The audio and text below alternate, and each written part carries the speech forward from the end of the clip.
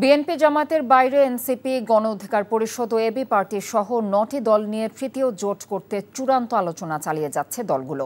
বুধবার দুপুরে রাজধানীর পল্টনে বাংলাদেশ রাষ্ট্র সংস্কার আন্দোলনের কেন্দ্রীয় কার্যালয়ে এক জরুরি সভায় বসে গণ অধিকার পরিষদ, এনসিপি, গণসংহতি আন্দোলন, নাগরিক ঐক্য, এবি পার্টি এবং বাম ঘরানার রাজনৈতিক প্ল্যাটফর্ম গণতন্ত্র মঞ্চের ৬টি দল। শুধু নির্বাচন নয়, জুলাইয়ের আকাঙ্ক্ষা বাস্তবায়নকেই প্রাধান্য দিচ্ছে এই দলগুলো।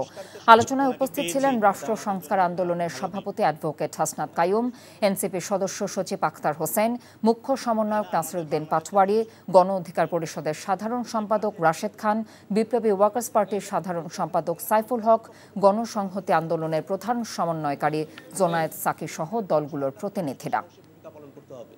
সরকার যদি সংস্কারের ব্যাপারে সাহসী ভূমিকা পালন করতে ব্যর্থ হয়, জুলাই সনদের ভার কোনা রাজনৈতিক দলগুলোর উপরে ছেড়ে দিয়েছে।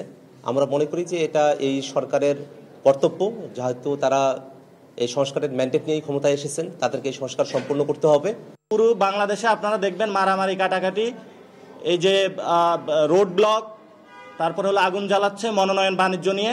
এই সংকটকালীন মুহূর্তে আমরা এই মনোনয়ন বাণিজ্য এইসব কাজ না করে এখানে একত্রিত হয়েছি সংস্কার বিষয়ে কথা বলার জন্য।